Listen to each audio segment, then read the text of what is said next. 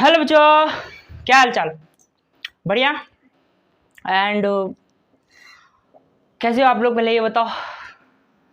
पिछला लेक्चर मैंने आप लोग के सामने जो वेक्टर प्रोडक्ट हम लोगों ने स्टार्ट किया था, उसमें हम लोगों ने डॉट प्रोडक्ट या स्केलर प्रोडक्ट को अच्छे से इन डिटेल देखा था। कुछ अच्छे अच्छे क्वेश्चन किए थे, प्रीवियस ईयर क्वेश्चन भी मैंने उठा के आप लोग के लिए लाए। उस वीडियो का रिस्पॉन्स भी मुझे बहुत अच्छा मिला है। आई होप आप लोग एंजॉय कर रहे हैं। एंड आज आज जो वीडियो आया है वो मतलब अगर आप ड्रॉपर हो, 11th में हो, नीट मतलब किसी भी competitive exam related to science होनी चाहिए, प्रिपरेशन कर रहे हो तो आपके लिए बहुत इंपॉर्टेंट होना, बहुत इंपॉर्टेंट। क्योंकि आज हम लोग जो पढ़ने जा रहे हैं वो क्रॉस प्रोडक्ट का A to Z कंसेप्ट। दो वीडियो आएगा, पार्ट 1 पार्ट 2। पार्ट 1 में थोड़ा सा बेसिक रखूंगा, लेकिन इसका भी बहुत उपयोगी, बहुत ही यूजफुल रहेगा। पार्ट 1 बहुत यूजफुल रहेगा, ठीक है। उसके बाद एक पार्ट 2 आएगा। इस दोनों को वीडियो देखने के बाद आपके पास इस टॉपिक से रिलेटेड इतना सा भी डाउट नहीं रहेगा, ये मेरी गारंटी है, ठीक है। बस आपको करना है पैशंस के साथ, एक पेन एक कॉपी लेके बैठ जाना है, रूम बंद कर लेना है, साथ में पानी रखना है, जी हाँ, नोट्स बनाना है साथ में। और नोट्स बनाने के बाद प्रीवियस ईयर पेपर उठा के आप लगाओ। क्वेश्चन नहीं बने कमेंट करो, हर हाल में बनेगा, ठीक है। एंड आज हम लोग जो पढ़ने जा रहे हैं वो आप लोग तो जान ही गए, क्रॉस प्रोडक्ट पढ़ने जा रहे हैं। तो चलिए स्टार्ट करते हैं अपना प्यारा सा लेक्चर। इससे पहले आप देख रहे हो आप अपना प्यारा सा चैनल फिजिक्स दिखता है, मैं हूँ आपके साथ आपका विशु भैया। चलिए स्टार्ट करते हैं बिना इतना सा भी वक्त गवाए, ठीक है। मैं इसको मिटा रहा हूँ। देखो इसमें आज क्या क्या पढ़ना है वो मैं पहले आपको थोड़ा सा बता देता हूँ फास्ट में। वेक्टर का ये 14th लेक्चर है, 14th लेक्चर। 13 मैंने पहले कवर कर चुका हूँ। अगर आप 11th में तो बाकी आप 13 देखो, और ड्रॉपर हो तो आपके लिए थोड़ा सा वेट करो। वन शॉट वीडियो आ रहा है जिसमें पूरे वेक्टर के एक एक कंसेप्ट को इतना शॉर्ट में बताऊंगा कि जितने भी प्रीवियस ईयर नीट जेईई का क्वेश्चन है यू बनेगा। देख लेना आप, बहुत जल्द आएगा। उसके ऊपर बहुत मेहनत करना पड़ेगा। इस वीडियो के ऊपर भी बहुत ज़्यादा मेहनत लगता है, तब जाके आता है। ये आपको 1 आवर दिखता है, लेकिन 1 आवर के पीछे मेरा करीब 5 आवर्स का वर्क रहता है, ठीक है। तो खैर, वर्क अगर काम में मजा ना आए तो फिर काम करने का मतलब नहीं होता। काम में मजा आता है तो करने में बहुत मजा भी आता है। 14th lecture end of course 15 16 17 16 lecture होगा, 16 तक लेक्चर होगा, वेक्टर समाप्त हो जाएगा। उसके बाद हम लोग काइनेमेटिक्स पढ़ेंगे, ठीक है। क्रॉस प्रोडक्ट में आज हम लोग A to Z कंसेप्ट जानेंगे सबसे पहले। सेकेंड चीज, प्रीवियस ईयर क्वेश्चन, मैंने 4 प्रीवियस ईयर क्वेश्चन, हलवा सा क्वेश्चन, इतना सा छोटा छोटा क्वेश्चन, वो भी मैं करा दूंगा। इसी पार्ट में मैं 3-4 क्वेश्चन ले लूंगा। प्रीवियस ईयर नीट में आया हुआ क्वेश्चन है, जेई में देखो इसे बहुत रेयर क्वेश्चन आता है, मैं पहले भी बोल चुका हूँ। वन शॉट कराऊंगा, मैं एक एडवांस 2017 का क्वेश्चन भी करा दूंगा, चाहे तो आप वहां जाके देख लेना, ठीक है, अगर आप जेई का हो तो। नीट का क्वेश्चन यहाँ से हलवा बहुत सारा आता है। तो क्रॉस प्रोडक्ट या वेक्टर प्रोडक्ट का 4 में प्रीवियस ईयर क्वेश्चन लूंगा। ये नीट का क्वेश्चन आया हुआ है। पार्ट 1 पार्ट 2 दो वीडियो आएगा। Part 1 is the basic video, this is the part 1, but important, very very important. Part 1 के बिना पार्ट 2 समझ में नहीं आएगा। And part 2 is also advance version of this concept, ठीक है। एडवांस बोलो या थोड़ा सा ज़्यादा बोल लो, थोड़ा सा एक्सप्लोर कर देंगे इसी चीज़ को। चलिए स्टार्ट करते हैं बिना टाइम वेस्ट किए। नोट्स जरूर बनाएं, नोट्स नहीं बनाइएगा तो फिर मज़ा नहीं आता। अदरवाइज आप अपने टाइम की बर्बादी कर रहे हो। ऑनलाइन कहीं भी क्लास करो, नोट्स साथ में बनाओ। कभी भी आप कहीं से भी किसी नोट्स के मतलब वेबसाइट बोल देते हैं कि कोई ग्रुप में डाल दिया जाएगा, इस सब चक्कर में मत रहो, नोट्स खुद से बनाओ, वो ज़्यादा बेटर होता है। एक ऑनलाइन एजुकेशन, क्योंकि मैंने भी ऑनलाइन ही पढ़ा था, तो एक ऑनलाइन स्टूडेंट के तौर पे मैं आपको ये एक्सपीरियंस आपको शेयर कर रहा हूँ, बहुत इंपॉर्टेंट होता है। चलिए हम लोग पढ़ रहे हैं अब, मैं इसको क्रॉस प्रोडक्ट ही बोलूँगा क्योंकि बहुत सारे लोग इसको यही बोलते हैं। मार्केट में भी इसी नाम से ये बच्चा जाना जाता है, क्रॉस प्रोडक्ट। इस टॉपिक से पहले मैं आपको एक छोटा सा इतना सा बात बता देता हूँ। सुनते सुनते थोड़ा सा सुन लो, क्या दिक्कत है। जब वेक्टर को वेक्टर से मल्टीप्लाई किया जाता है, तो मैंने अपने प्रीवियस लेक्चर में आपको बताया था कि समटाइम्स स्केलर भी मिलता है रिजल्ट में और समटाइम्स वेक्टर भी मिलता है रिजल्ट में। जब दो वेक्टर को आपस में मल्टीप्लाई करोगे तो आपको कभी कभी स्केलर क्वांटिटी भी मिलेगा, कभी कभी वेक्टर क्वांटिटी भी मिलेगा। अगर ध्यान से सुना, अगर दो वेक्टर का मल्टीप्लाई करो, दो वेक्टर का मल्टीप्लाई करो, अगर एक वेक्टर क्वांटिटी मिल जाए, अगर एक वेक्टर मिल जाए तो उस प्रोडक्ट को, उस मल्टीप्लिकेशन का नाम पड़ता है क्रॉस प्रोडक्ट। क्या नाम पड़ता है? Cross product. सपोज कर लो ए नाम का एक वेक्टर है, ए नाम का एक वेक्टर है, बी नाम का एक वेक्टर है। हम लोगों ने क्या किया? इसको मल्टीप्लाई किया। क्या किया? मल्टीप्लाई किया। दो वेक्टर उठा के मल्टीप्लाई किया। जो मेरा आंसर आया, मतलब जो रिजल्ट आया, वो सी वेक्टर, सी आया, जो एक वेक्टर था, एरो लगा हुआ है, जो एक वेक्टर है। तो दो वेक्टर का जब मैंने प्रोडक्ट किया तो हमें एक नया वेक्टर मिला। तो चूंकि दो वेक्टर के प्रोडक्ट करने पे एक वेक्टर मिलता है, इसलिए इस प्रोडक्ट का नाम होता है वेक्टर प्रोडक्ट। क्या नाम होता है? Vector product.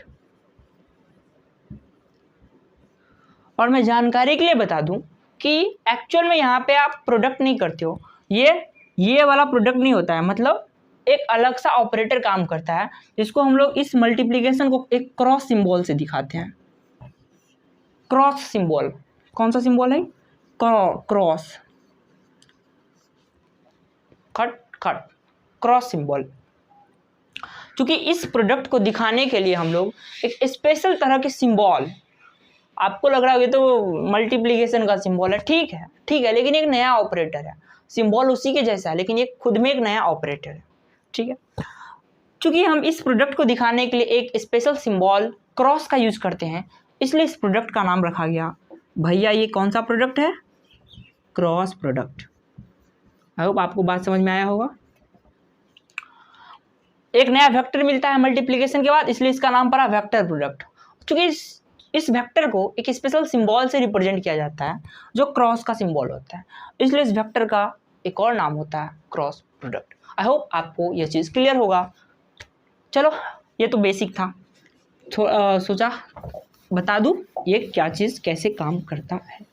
हम लोग पढ़ रहे हैं क्रॉस प्रोडक्ट, ठीक है।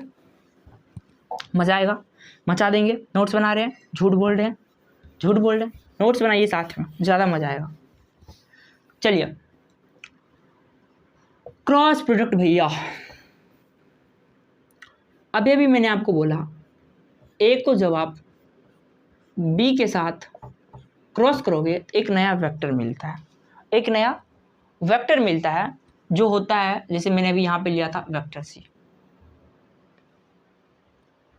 दो वेक्टर को जब मैंने क्रॉस किया, अब मैं प्रोडक्ट या मल्टीप्लाई नहीं बोलूँगा, क्रॉस ही बोलूँगा, ठीक है। जब मैंने दो वेक्टर को क्रॉस किया तो एक नया वेक्टर मिला अपना वेक्टर सी। और आपको पता होना चाहिए, और आई होप पता होगा, कि एक वेक्टर के पास क्या क्या होनी चाहिए।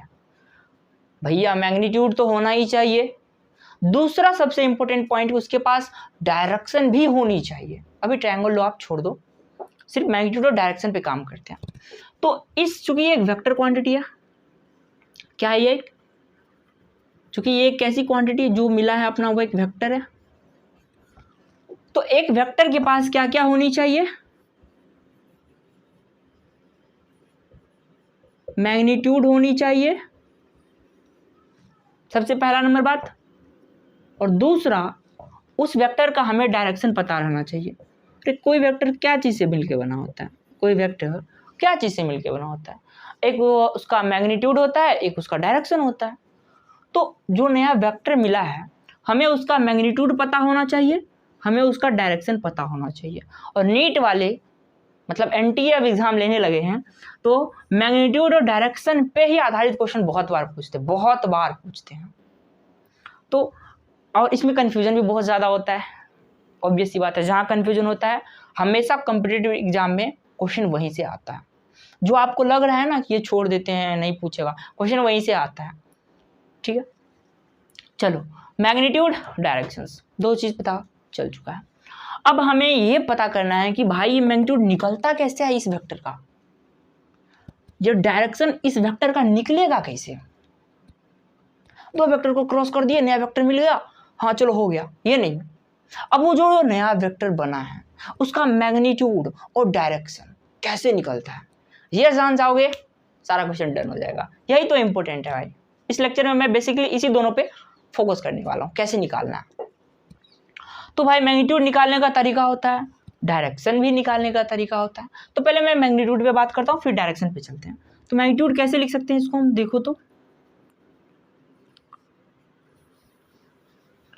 चलो इसको रब करते हैं। मैग्नीट्यूड एक नया सा स्लाइड लेते हैं, उस पर बनाते हैं, मजा आएगा।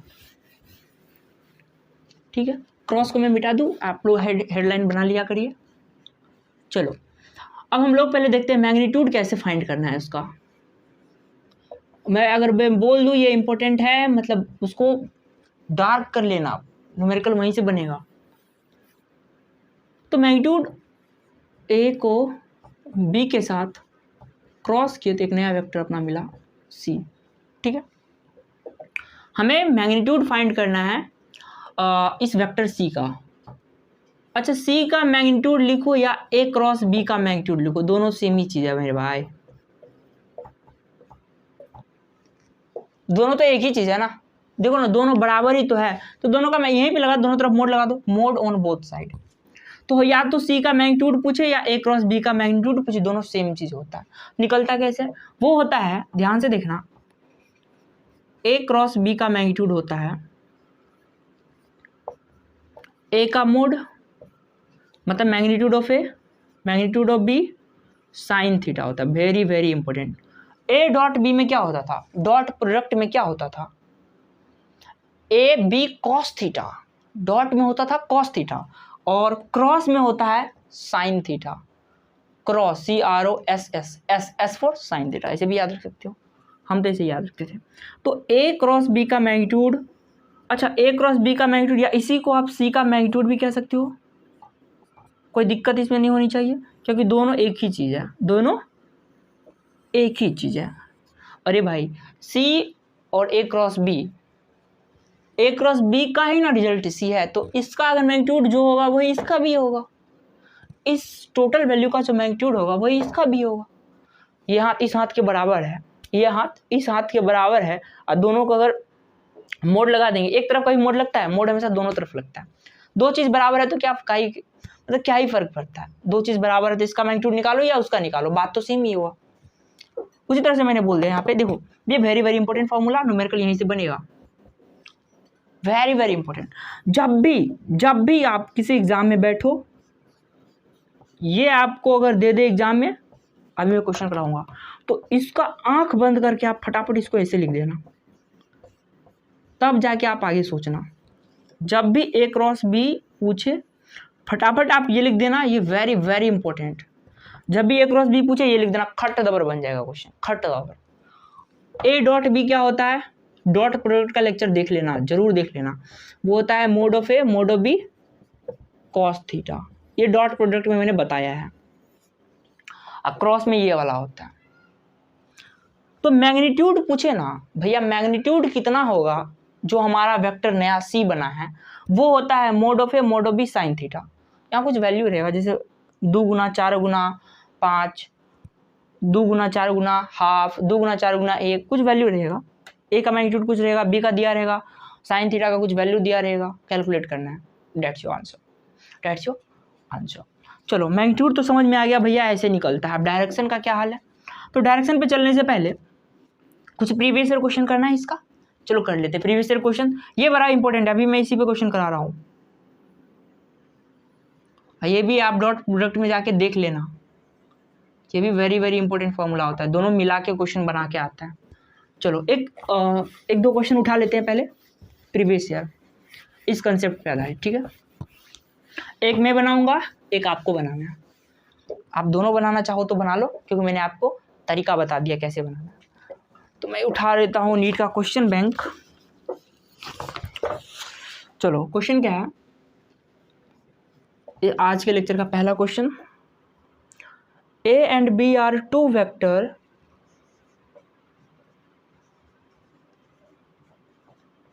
A and B are two vectors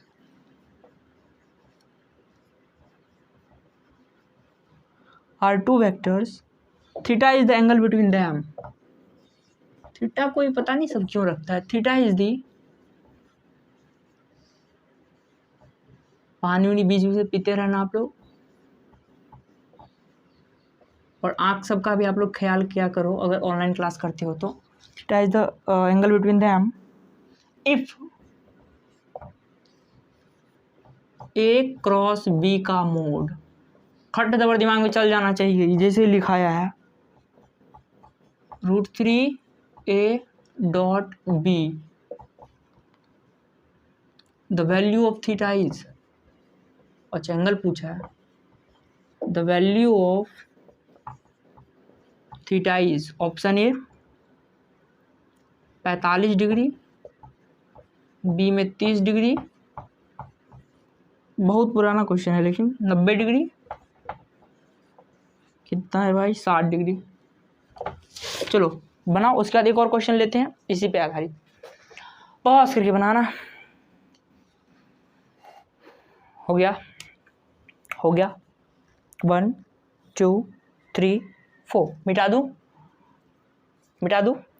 चलो आप लोग क्वेश्चन आए हो, डस्टर भी इधर हो जाता है. चलो क्वेश्चन में सारा मिटा रहा हूँ, बस हमको इससे मतलब है, बाकी हमको लैंग्वेज से कोई लेना देना नहीं है. सिंपल बोला है ए और बी दो वेक्टर है, थीटा उसके बीच का एंगल है और एक रिलेशन दे दिया है और थीटा पूछा है. याद रखना 45 30 90 60 कौन सा ऑप्शन है आप लोग ध्यान रखना. ये रिलेशन से हमको बस मतलब है. ई दिखा तो मन में खटाक दबर, mod of A mod of B sine theta, अभी बताया था मैंने कि जब भी ई देखे उसको फटाक दबर ऐसे लिख लिया करो, √3. ए डॉट बी को क्या लिख सकते हो, डॉट प्रोडक्ट, और अभी मैंने यहाँ पे कोना में लिखा भी था, mod of A mod of B cos theta.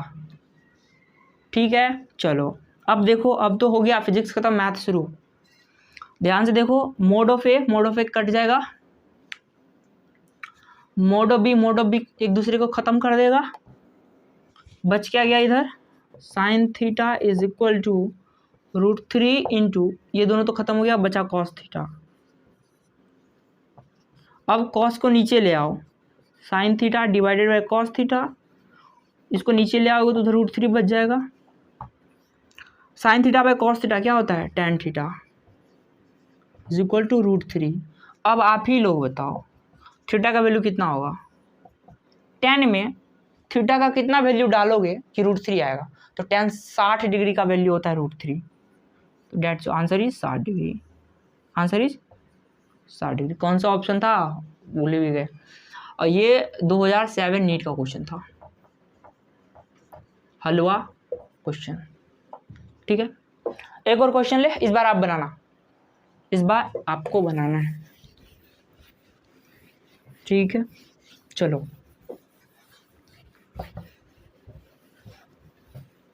इस बार आपको बनाना है. क्वेश्चन मैं देने जा रहा हूं. क्वेश्चन क्या है, क्वेश्चन है इफ द, किधर गया क्वेश्चन, हाँ अरे ये भी हलवा सा क्वेश्चन है, क्योंकि थोड़ा सा सोचना पड़ेगा, थोड़ा ही सा, ज़्यादा नहीं सोचना है.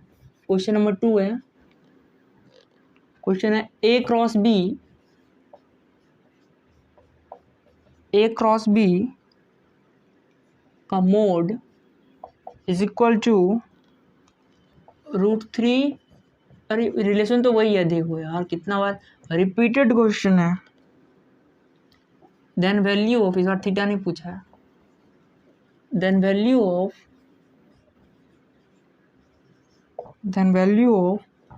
ए प्लस बी का मोड. ऑप्शन आपके स्क्रीन पे दिख रहा होगा, क्योंकि मैं लिखूंगा तो बहुत थोड़ा सा लंबा ऑप्शन सब दिया हुआ है. ठीक है. चलो बनाओ, पॉज करिए, बनाओ, काउंट करो, 1 2 3 4, 1 2 3 4, 1 2 3 4.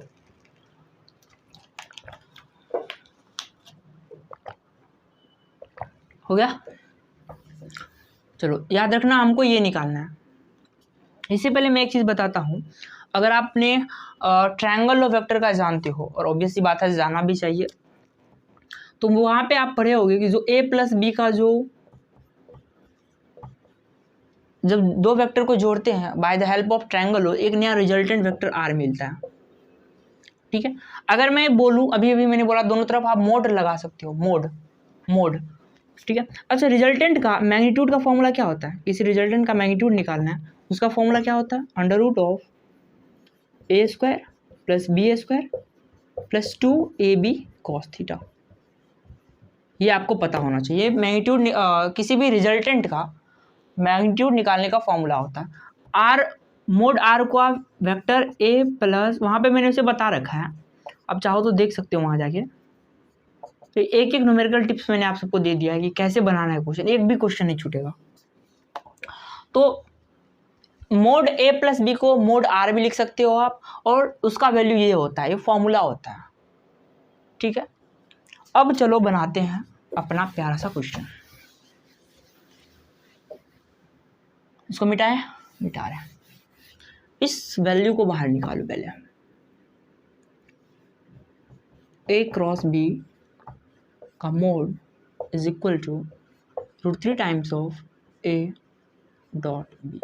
ठीक है, यहाँ तक ठीक है। इसका वैल्यू अभी मैंने बोला कैसे लिख लेना है, फटाक दबर, देखते ही दिमाग में खट दबर आना चाहिए, साइन थीटा। ठीक है, is equal to √3 a dot b क्या होता है? Mod of a mod of b cos theta. चलो ये तो डॉट प्रोडक्ट है ना। अच्छा ये देखो, ये कटा, मोड भी कटा, इधर बचा साइन थीटा, अरे वही वाला है अभी भी कॉस थीटा। यहाँ से टेन थीटा बनेगा, नीचे आके फिर √3 होगा, थीटा इज इक्वल टू वापस से 60 डिग्री हुआ। पिछला क्वेश्चन यहीं पे आगे आंसर मिल गया था, लेकिन इस बार क्या किया है ना, एक स्टेप आगे तक बनाया है, देखो तो मिटाओ इस क्वेश्चन को, इसको हटाओ, थीटा 60 आया है, ये यहाँ से हमको मिल गया। इस रिलेशन का बस इतना ही काम था। ये रिश्ता क्या कहलाता है? चलो, मोड ए प्लस मोड बी, या ये रिजल्टेंट का भी फॉर्मूला होता है, दोनों सेम ही चीज है। वो क्या होता है? Under root of a square B square plus 2ab cos theta, if I am not wrong. Under root of a square plus B square, theta का वैल्यू कितना आया था? 60 डिग्री। देख क्या रहे हो इसमें, वैल्यू जल्दी जल्दी रखो। 2ab cos 60 कितना होता है? cos 60 इज हाफ, डायरेक्ट रख दिया हूँ, cos 60 इज हाफ। 2 ने 2 को ख़त्म कर दिया, बचा अंदर में a square plus B square plus ab। अच्छा जैसे √2 होता है ना, तो उसको आप 2 का पावर हाफ भी लिख सकते हो, 2 का पावर हाफ भी लिख सकते हो, दोनों बात एक ही है। तो इसको क्या मैं ऐसा लिख सकता हूँ, a square plus B square plus ab का पावर, क्योंकि सब पे रूट था तो इसका पावर मैं हाफ लिख दूँ, तो आप लोगों को कोई एतराज़ नहीं होनी चाहिए, और यही अपना आंसर भी होगा। ऑप्शन आई तो कोई मैच कर गया हो। देखो तो कितना हलवा क्वेश्चन पूछता है, कितना हलवा, इससे ज़्यादा हलवा क्वेश्चन नहीं पूछता। अलग बात है इसमें वैरायटी अलग, कभी गाजर का हलवा आता हो, कभी मूंग का हलवा आता हो। बेटा दो खाने के नाम से फिर खाने मत चल जाना। चलो मैग्नीट्यूड निकालना तो भैया सीख गए। मैग्नीट्यूड होता है mod of A mod of B sine theta, mod of A mod of B sine theta. जब भी दिखे mod of A cross B, आपको लगाना है mod of A mod of B sine theta. इतना याद रखो, मैग्नीट्यूड ऐसे निकलेगा। अब हम लोग चलते हैं, मैं आप लोग को आप लेके चलूँगा तारों की एक शहर में। डायरेक्शन निकालना आप सीख लेते हैं, मैग्नीट्यूड निकालना सीखे, अब डायरेक्शन निकालना सीखते हैं, मजा आ जाएगा। भाई ये बहुत बहुत इंपॉर्टेंट, बहुत important, direction of cross product. Cross product का डायरेक्शन कैसे निकाला जाता है? बड़ा इंपॉर्टेंट है भाई। इसके लिए मैंने 3 पेन ला के रखा है समझाने के लिए, उसको मैं देख लेता हूँ कहीं गिरा हो रहा तो। चलो 2 है, एक मार्कर है, हो जाएगा। हाँ, पहले मैं 1-2 बात आपको बता दूं। डायग्राम ऑब्वियस सी बात है यहाँ पे लगेगा, और डायग्राम का ही गेम है ये।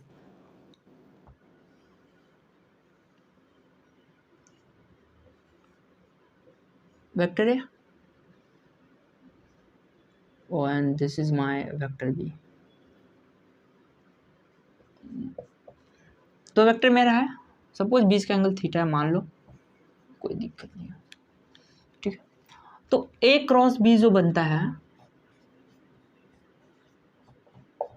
ए क्रॉस बी के बाद एक रिजल्ट बनता है वेक्टर सी।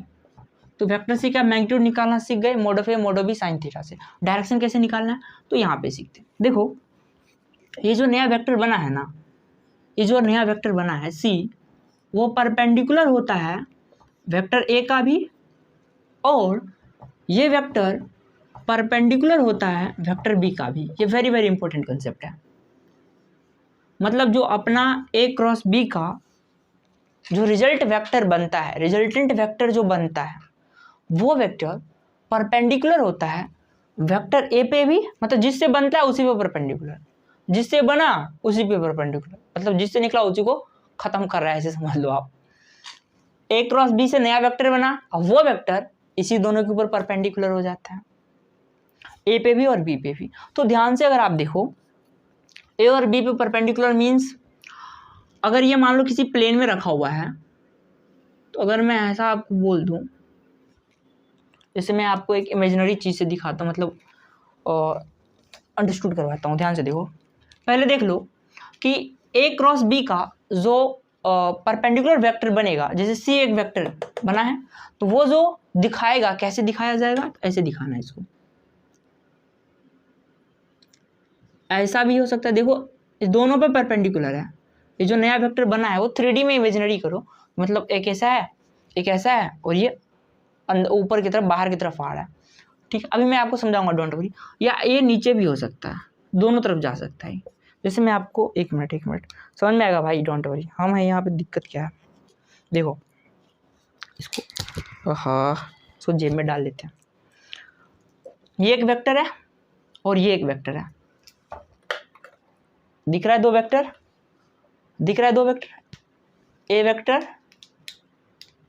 ये बी वेक्टर, ये ए वेक्टर, ये बी वेक्टर, 2 वेक्टर है।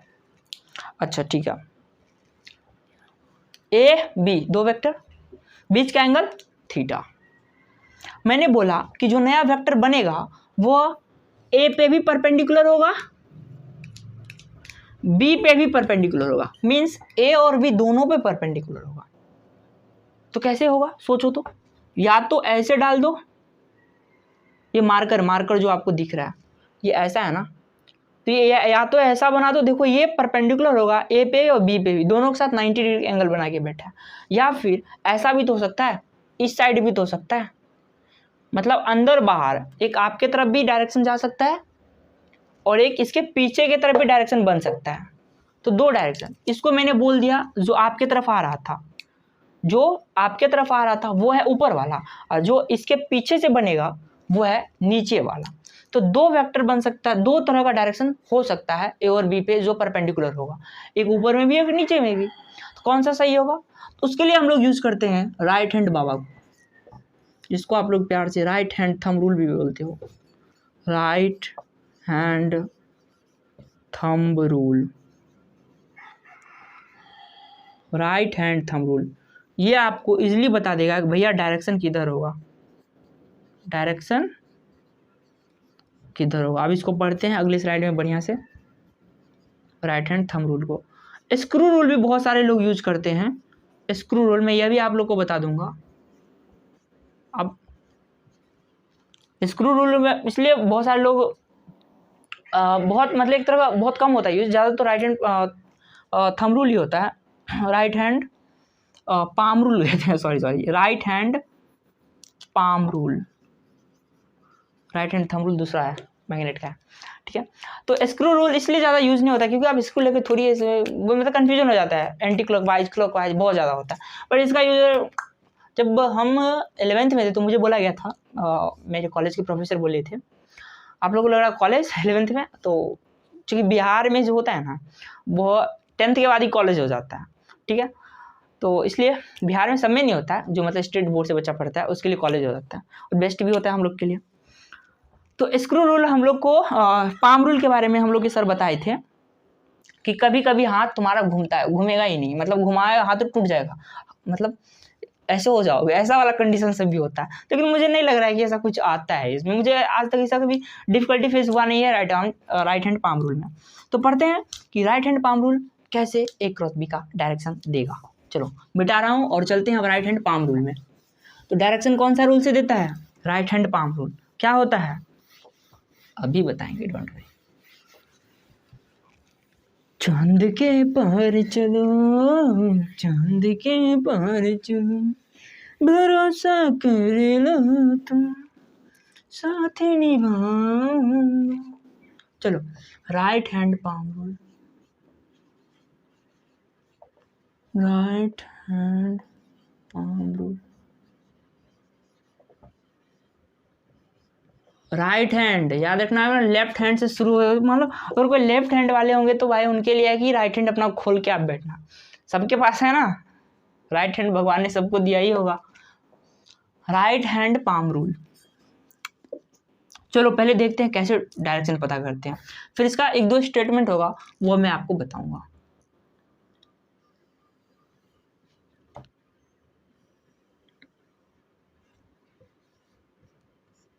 थोड़ा इमेजिनरी है चीज़ है ये, मतलब इमेजिनरी बोले तो इमेजिनेशन बेस्ड पे है, इमेजिनेशन करना पड़ेगा आपको, इसलिए ज़्यादा इंपॉर्टेंट है। ए और बी दो वेक्टर हैं, देखो हमको चाहिए ए क्रॉस बी का जो रिजल्टेंट सी आया है उसका डायरेक्शन चाहिए। मीन्स ऐसे भी बोल सकते हो भैया ए क्रॉस बी का हमें डायरेक्शन चाहिए, ए का नहीं बी का नहीं, ए क्रॉस बी का डायरेक्शन चाहिए, ए का नहीं बी का नहीं, ए क्रॉस बी का डायरेक्शन चाहिए, एकदम पूरा सबको मिला के हमको एक डायरेक्शन दो, क्योंकि इसका जो रिजल्ट बनता है दैट इज अ वेक्टर, तो हमें डायरेक्शन चाहिए। चलो राइट हैंड पाम रूल क्या कहता है, ये कहता है भैया आपको किधर से किधर जाना है, हम बोलेंगे भैया हमको ए से बी की तरफ जाना है। याद रखना यहाँ पे A cross B, B cross A दोनों डिफरेंट चीज होता है, आगे प्रॉपर्टी में मैं आपको वहाँ पे बताऊंगा, ठीक है। फिलहाल आप जान लो कि हमको भैया ए से बी जाना है, जो पहले है ये दूसरा में, ये पहला में ये दूसरा में। तो राइट हैंड पाम रूल कहता है भैया सबसे पहले आप पहले वाले वेक्टर जो कि यहाँ पे ए है, पहले यही दिख रहा है ना, उसके पास जाओ और उस पर अपना ये पाम रख दो, पाम, ये मैं बोलता हूँ, मैं ये बोलता हूँ जनरली, मैं ये रखता हूँ, ये वाला होगा ना सबके पास, अरे ये वाला। तो ए आपको पहले दिखा, तो ए पर जाओ अपना पाम ऐसे डाल दो, डाल दियो सब, देखो अपने अपने कॉपी पे डाल के ऐसे बैठो, हो गया, आप लोग डाल ही रखना, ठीक है। उसके बाद बोलता है कि किधर जाना है आपको, देखो ए पे रखो, अगला कौन सा है, बी है, अगला बी है, तो भैया चूंकि आपको ए से बी कहीं ना कहीं जाना है, मैं ये बताना चाह रहा हूं, कहीं ना कहीं आपको ए से बी की तरफ जाना है, ए क्रॉस बी मीन्स ए से बी की तरफ जाना है। तो ए पे हाथ रखो, मतलब पाम डालो और अपने फिंगर को, फिंगर किधर से किधर जाना है आपको, ए से बी की तरफ, तो ए से बी की तरफ घुमाओ, कर्ल करो, रख दिए, ए पे रख दिया और बी की तरफ, देखो बी उधर है तो बी की तरफ ऐसे घुमाओ, बी की तरफ ऐसे घुमाओ, ए पे रख के बी की तरफ ऐसे घुमाओ, तो जो आपका थंब होगा, ए से बी की तरफ घुमाओगे ना ऐसे, तो थंब ये रहा, तो जो आपका थंब होगा वो आपका रिजल्टेंट वेक्टर का डायरेक्शन बताएगा, वो आपके रिजल्टेंट वेक्टर का डायरेक्शन बताएगा, ठीक है। This is the angle between theta. A से बी की तरफ आपको जाना था ना भाई, ए क्रॉस बी हमको करना है, तो ए पे पाम को रखो, ए को ये वाला पार्ट रखो, ए पे जाके ये वाला पार्ट रखो, पाप बोल देते, ए पे जाके ये वाला पार्ट रखो, और ए से बी की तरफ जाना है ना, तो ए से बी की तरफ फिंगर को कर्व करो, घुमा लो, कर्ल करो, इसे घुमा दो, तो यह तो जो आपका थंब होगा वो आपका डायरेक्शन बताएगा आपके रिजल्टेंट वेक्टर का, या ए क्रॉस बी का, या सी का। सबका डायरेक्शन एक ही है, सी का डायरेक्शन बोलो, ए क्रॉस बी का डायरेक्शन बोलो, सब एक ही चीज है। तो मैग्नीट्यूड कैसे निकलता है वो मैंने बता दिया। डायरेक्शन के लिए right hand palm rule use करते हैं। तो स्टेटमेंट 1-2 पॉइंट करके लिख लिया करो। जैसे डायरेक्शन ए से बी, ए से किए। चलो एक बार और, लास्ट बार समझा रहा हूं, अच्छे से समझना, ठीक है। चलो,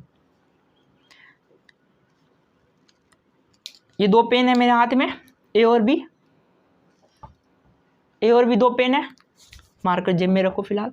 ए और बी 2 पेन है, ए से बी जाना नहीं, ए ये वाला है, बी ये वाला है। ए पे अपने पाम को रखो, बी की तरफ आप घुमाओ, ये देखो बी इधर है, इसकी तरफ इसे घुमाओ,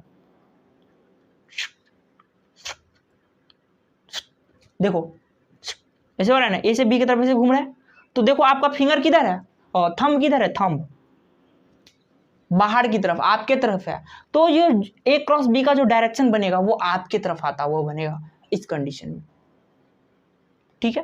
तो चूंकि मैं यहाँ पे ऐसे खींच कर तो आपको दिखा नहीं सकता हूँ, तो मैं इसको ऊपर बनाऊंगा। चूंकि ये आपके तरफ आ रहा था इसलिए ऊपर बनाता हूँ, और अगर वो मेरे तरफ आ रहा होगा, अगर उल्टा होगा तो मैं इसके नीचे की तरफ बनाता। चूंकि ए क्रॉस बी के देखो ऊपर की तरफ जा रहा है, तो मैं इसका डायरेक्शन ऐसे दूंगा।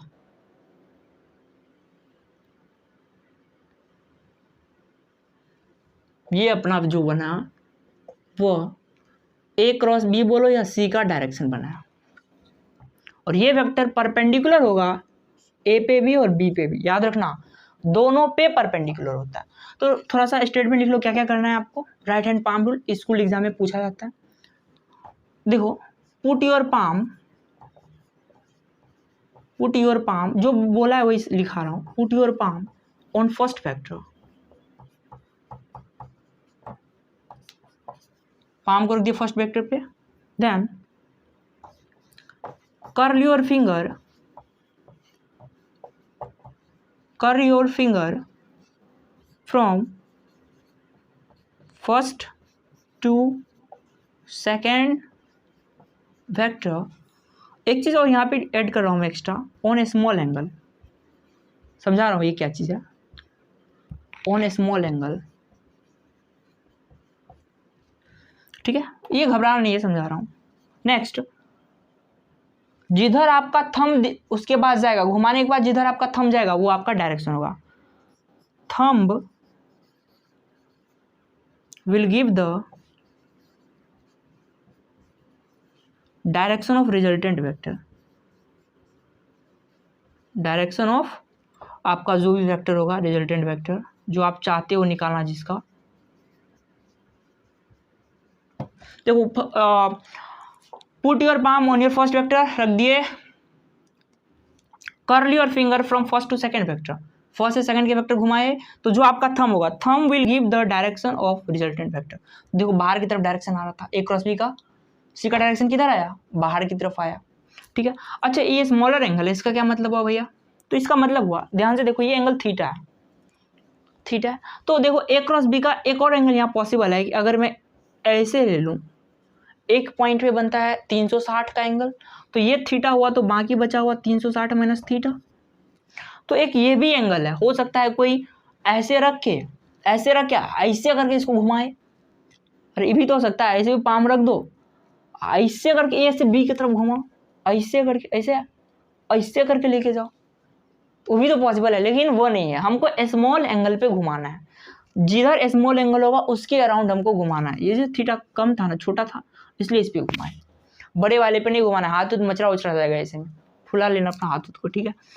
तो इसलिए संभल गया, तो स्मॉलर एंगल पे घुमाना है, और हाथ का भी ध्यान रखना है भाई, घुमाने के चक्कर में हाथ वो मत कर लेना आप, ठीक है। तो thumb will give the direction of your resultant vector. अच्छा, स्क्रू रूल क्या कहता है, ये लिख लियो, चलो स्क्रू रूल में मैं बता देता हूँ, आई होप ये लिख लिए होंगे, ये लिख लो, बड़ा इंपॉर्टेंट है, स्कूल एग्जाम में पूछ देता है राइट हैंड पाम रूल क्या होता है। चलो स्क्रू रूल देखते हैं, सबके घर में स्क्रू होगा, स्क्रू ड्राइवर बोलते हैं उसको, स्क्रू ड्राइवर, पता नहीं इसको क्या बोलते हैं, हम लोग पेचकस होता है, पेचकस, ये बिहार में इसको पेचकस कहा जाता है, पेचकस, ठीक है। तो सबके पास आई होप होगा ही होगा, सब मैकेनिक्स ही है अभी के टाइम में। अब स्क्रू रूल देखो क्या कहता है भैया, आपको ए से बी, यहाँ भी मतलब ऑर्डर मायने रखता है, ए से बी जा रहे हो तो सपोज ये ए है, ये बी है, सपोज क्या है ये मान के रखें, तो ये मान लो अगर ये अपना स्क्रू, उसको क्या बोलते हैं, पेचकस है, मतलब खोलने वाला होता है, ये तो स्क्रू होता है, और एक पेचकस होता है ना, खोलने वाला पेचकस होता है, एक स्क्रू होता है, स्क्रू ड्राइवर। स्क्रू लगा होता है, स्क्रू ड्राइवर से इसको खोला जाता है, सॉरी, ठीक है। तो ए से बी, ए क्रॉस बी है ना, तो ए और बी, याद रखना है कि ए और बी का जो वेक्टर होता है डायरेक्शन निकालते वक्त टेल टू टेल जुड़ा रहना चाहिए। हेड टू टेल जुड़ा हुआ है और आप बैठ के निकालने के लिए नहीं, टेल से टेल जुड़ा रहना चाहिए वेक्टर, तब डायरेक्शन निकलता है। राइट हैंड पाम रूल भी तभी लगता है, टेल से टेल जुड़ा रहना चाहिए, कहीं नोट करके लिख लेना, ए रहा बी रहा, ठीक है। अब ए पे रख दो, यहाँ पे पॉइंट पे जहाँ पे जुड़ा हुआ है, ए से बी की तरफ इसको घुमाओ, ऐसे घुमाओगे, मान लो ये है, अरे पेन हाथ में आ रहा है, चलो ये रहा, इसको ऐसे घुमाओ, ऐसे घूमेगा ना, ऐसे घुमाएगा ए से बी की तरफ। तो ध्यान से देखो, अगर ए से बी की तरफ घुमाओगे तो ये किधर जाएगा, खुलेगा, जो स्क्रू होगा वो खुल जाएगा, बाहर की तरफ निकल जाएगा। ऐसे घुमाओगे तो क्या होगा, देखो ऐसा होता है ना, ये मान लो अगर स्क्रू है, मान लो ये स्क्रू है, ठीक है, मान लो मेरा हाथ जो है इसको और स्क्रू को बंद करके रखा है, जब इसको ऐसे खोलते हो, ऐसे खोलते तो क्या होता है, ये बाहर निकलता है, ये बाहर निकलता है, और जब इसको ऐसे लगाते हो तो ये अंदर चल जाता है। तो वही तो, अगर आप देखो स्क्रू को ध्यान से देखो तो एक तरह से खोल रहे हो, यहाँ पे कोई स्क्रू लगा होगा, इसको आप ऐसे घुमा के खोल रहे हो, तो स्क्रू खोलते वक्त स्क्रू किधर निकल रहा है, बाहर की तरफ निकल रहा है, इसलिए इसका डायरेक्शन आउटवर्ड आपकी तरफ होगा। जो थंब रूल भी बताया था कि भैया डायरेक्शन आपकी तरफ ही ऐसे निकलता हुआ जाएगा, और स्क्रू रूल भी लगाओगे तो स्क्रू ऐसे ही बाहर निकल के आ जाएगा, तो डायरेक्शन यही दिखाएगा, ठीक है। अगर बी टू ए पूछ ले, मान लो बी टू ए पूछ ले, तो बी से एक तरफ घुमाना है, बी से एक तरफ घुमाना है। मैंने आपको ए से बी निकालना सिखाया है, स्क्रू रूल आपको समझ में आया होगा, रख दो ए और बी पे, इसको वैसे घुमा दो, अगर अंदर गया तो इनवर्ड डायरेक्शन, बाहर आया तो आउटवर्ड डायरेक्शन, ठीक है। ए से बी की तरफ घुमाना है, ए से बी हो सकता है, मान लो कहीं पे अगर बी टू से दिया तो अच्छा बी टू ए निकालो तो क्या होगा डायरेक्शन, बी टू ए का निकालो, तो राइट हैंड पाम रूल से पहले निकाले, बी पे रखो अपने पाम को, चूंकि पहले बी है, और ए की तरफ घुमाओ, बी पे रखे, ए पे रखी थी तो ऐसे हुआ था, फिर बी पे रखो, फिर उसके बाद क्या करना है, ए की तरफ घुमाना है, बी पे रखो, नहीं समझ में आया, देखो ए पे रखे थे और बी की तरफ घुमाए थे, ये आउटवर्ड हुआ था, और बी से ए करोगे तो उल्टा डायरेक्शन, ये अंदर चल जाएगा, ये मेरा हाथ इस तरह से होल्ड नहीं हो पाएगा, इसलिए मैं नहीं कर रहा हूँ। जब करोगे ना, जब ऐसे करोगे, जैसे पाम रखोगे या फिंगर बोलते हैं फिंगर रखने के लिए, तो ये इनवर्ड होगा। ए क्रॉस बी अगर बाहर आ रहा था, ए क्रॉस बी, तो बी क्रॉस ए ऐसे होगा ना, बी पे से पाम रखोगे, एक तरफ से घुमाओगे, अरे भाई ये बी पे रखा, एक तरफ घुमाया, देखो मेरा फिंगर इस साइड है, जो आपको दिख भी नहीं रहा होगा शायद, तो ये अंदर की तरफ चल जाएगा, इनवर्ड हो जाएगा, और इनवर्ड होता है तो हम उसको ऐसे नीचे करके दिखा देते हैं, ठीक है। खैर अब जो भी दिया हो, मान लो एक्स क्रॉस वाई दे दे तो एक्स से वाई की तरफ घुमाना है, एफ क्रॉस पी दे दे तो पी से एफ की तरफ घुमाना है, पी क्रॉस क्यू दे दे तो पी पे रख के क्यू की तरफ घुमाना है, डायरेक्शन आपको मिल जाएगा। आई होप आपको समझ में आया होगा। Right hand palm rule, screw rule दोनों ज़्यादा यूज किया जाता है, ऑब्वियस सी बात है, राइट हैंड पाम रूल। अब हम लोग एक और क्वेश्चन ले लेते हैं, फिर आगे बढ़ते हैं। चलो एक क्वेश्चन ले लूँ, प्रीवियस ईयर उठाते हैं, क्या कहीं से क्वेश्चन आया, जैसे प्रीवियस ईयर करवा दो, अच्छा रहेगा आप लोग के लिए। क्या क्वेश्चन है, हाँ, if the angle between vector A and B is theta, A और बी दो एंगल है, ए और बी दो वेक्टर है। क्वेश्चन आपकी स्क्रीन पे दिख रहा होगा, क्योंकि बड़ा क्वेश्चन है इसलिए मैं नहीं लिख रहा हूँ। ए क्रॉस बी जो होता है, और ए स्टेटमेंट दिया हुआ होगा क्वेश्चन में, आप देख सकते हो। ये पूछा है इसका वैल्यू क्या होगा, वाह बढ़िया क्वेश्चन पूछा है। बोल रहा है इसका वैल्यू क्या होगा, बताओ B cross A dot product cross product, मैंने बोला था दोनों मिला के क्वेश्चन होता है। तो इसका वैल्यू क्या होगा, ऑप्शन देखो 4 दिया होगा। तो और theta is the angle between A and B, ये कंडीशन दिया हुआ है, ए एंड बी के बीच का एंगल थीटा। ए और बी दो वेक्टर है तो पहले बना लो, बी नीचे में ही बना लो, ऊपर नीचे से फर्क नहीं पड़ता वैसे, लेकिन बना लो कोई दिक्कत नहीं। ये वेक्टर ए है, यही वेक्टर यहाँ भी है, ये नहीं कि डॉट में है तो दूसरा हो जाए, ऐसा नहीं होता, एक ही वेक्टर है दोनों, ठीक है।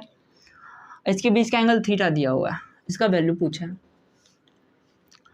तो बी क्रॉस ए, चलो पहले बी क्रॉस ए का डायरेक्ट घुमाओ, बी से एक तरफ पहले घुमाओ, चलो बी से, बी पे हाथ रखो, एक तरफ से घुमाओ, आपके तरफ आ रहा है, मतलब आपके तरफ आ रहा है, मतलब ऐसा है।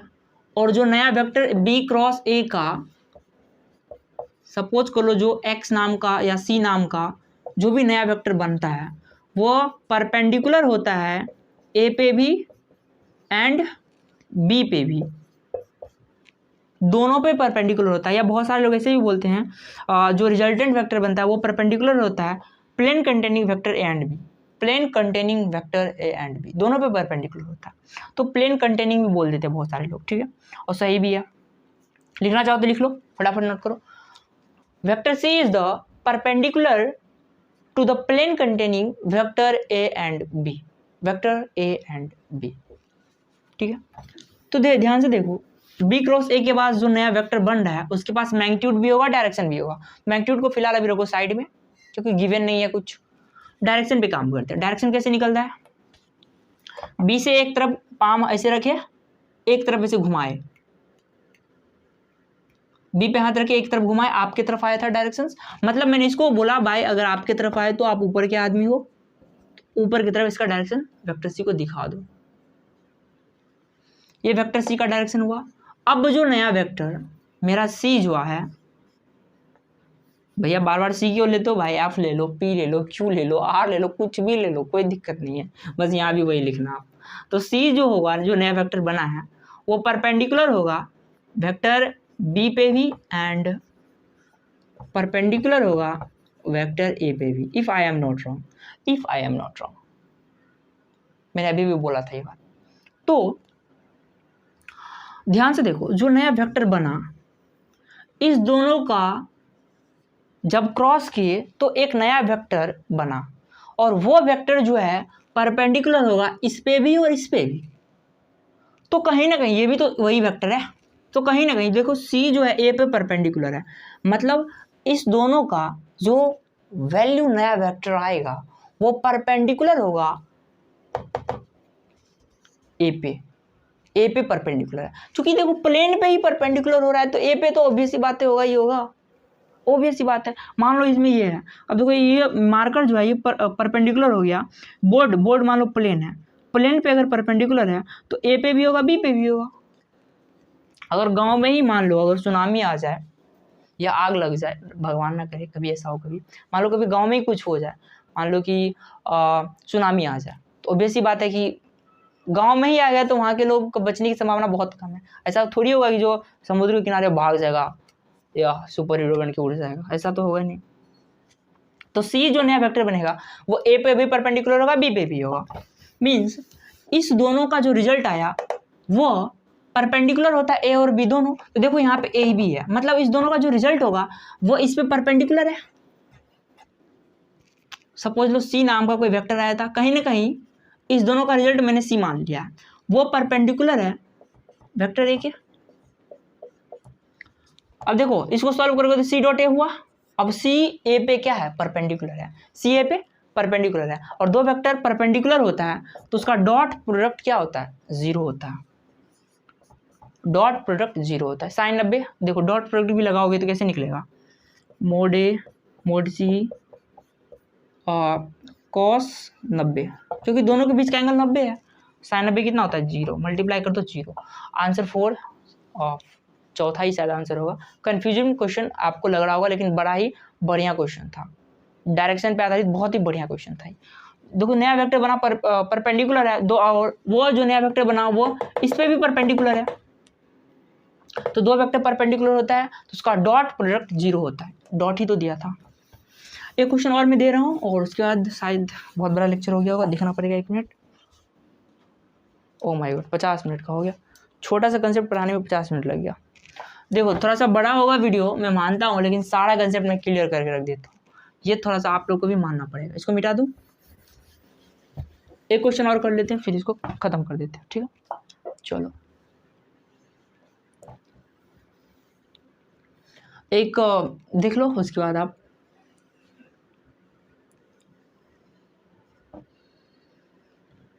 एक मैंने इसको एक इंस्टीट्यूट के मॉड्यूल से क्वेश्चन उठाया है, काफ़ी रेपिटेटिव इंस्टीट्यूट है वो, ठीक है। तो थैंक यू जिनका भी है। हाँ ऐसे ही इसको लिख दो, कोई दिक्कत नहीं है,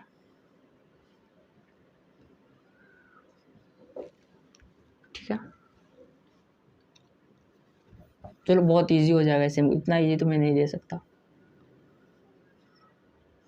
ये एक वेक्टर है, ये एक वेक्टर है, वेक्टर ए है, इसका मैग्नीट्यूड मान लो 3 यूनिट है और बी का जो मैग्नीट्यूड है मान लो वो 4 यूनिट है।